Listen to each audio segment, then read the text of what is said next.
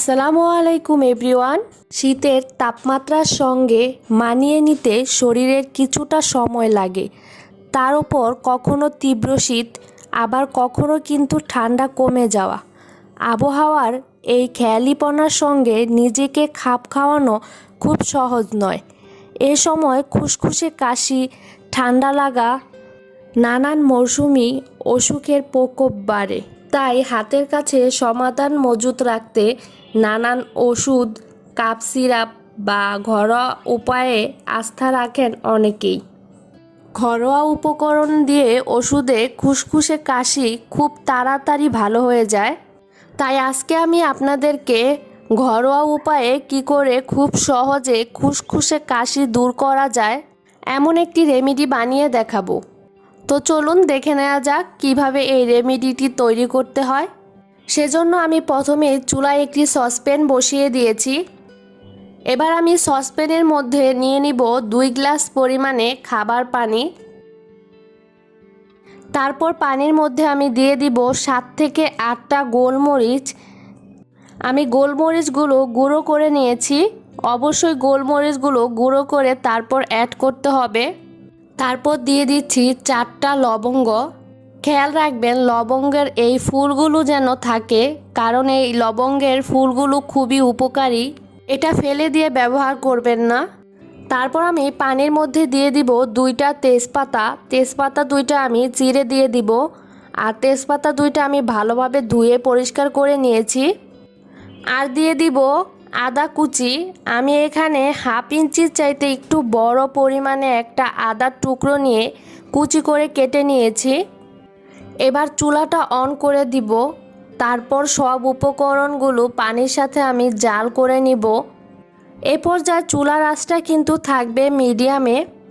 অবশ্য হাই হিটে জাল করে পানিটা শুকিয়ে নেওয়া যাবে না, মিডিয়াম আঁচে জাল করে নিতে হবে। তারপর একটা ঢাকনা দিয়ে ঢেকে দিব।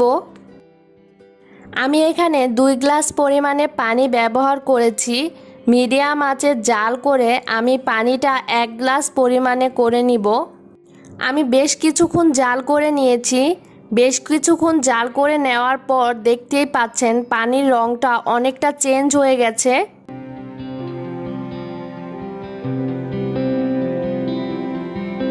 এবার আমি এর মধ্যে দিয়ে দিব সামান্য পরিমাণে লবণ। লবণটা দেওয়ার পরে আমি পানিটা আরও 2 থেকে 3 মিনিটের জন্য জাল করে নিব।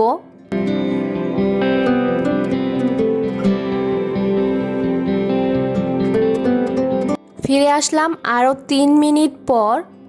পানিটা এখন জাল করে নেওয়া হয়ে গেছে। এখন আমি চুলাটা বন্ধ করে দিব। তারপর আমি পানিটা একটা কাপে ঢেলে নিব। সেজন্য আমি এখানে একটা কাপ নিয়ে নিয়েছি। তারপর একটা ছাঁকনির সাহায্যে ছেঁকে আমি পানিটা কাপের মধ্যে ঢেলে নিব।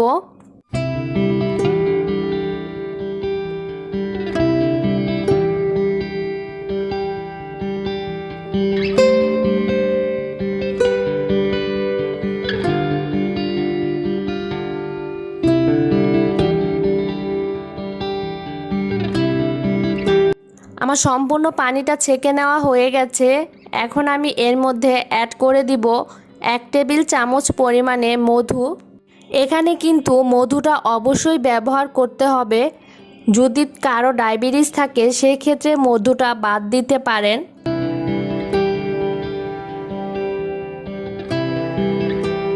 এবার আমি এর মধ্যে অ্যাড করে দিচ্ছি 1 টেবিল চামচ পরিমাণে লেবুর রস। তারপর লেবুর রসটা আমি পানীয়টার সাথে খুব ভালোভাবে মিশিয়ে নিব। তো তৈরি হয়ে গেল খুসখুসে কাশির জন্য খুবই কার্যকরী একটা ঘরোয়া রেমেডি। আর এই পানীয়টি কিন্তু খেতেও খুবই সুস্বাদু হয়। এই পানীয়টি কিন্তু হালকা গরম থাকা অবস্থায় খেতে হবে, ঠান্ডা করে খাওয়া যাবে না। হালকা গরম গরম থাকা অবস্থায় সকালের নাস্তার পর আর সন্ধ্যায় বা রাতে ঘুমাতে যাওয়ার আগে এই পানীয়টি খেতে হবে। অর্থাৎ দিনে 2 বার এই পানীয়টি খেতে হবে। কাশি খুব বেশি হলে এটা দিনে 3 বারও খেতে পারবেন। এই পানীয়টা খাওয়া শুরু করলে ইনশাল্লাহ একদিনের মধ্যেই খুসখুসে কাশি অনেকটা কমে যাবে। আশা করছি আমার আজকের ভিডিওটিও আপনাদের সকলের কাছে ভালো লেগেছে। যদি ভালো লেগে থাকে তাহলে লাইক, কমেন্ট আর শেয়ার করবেন। আর প্লিজ আমার চ্যানেলটি সাবস্ক্রাইব করে আমার সাথেই থাকবেন। আজ এই পর্যন্তই। আল্লাহ হাফেজ।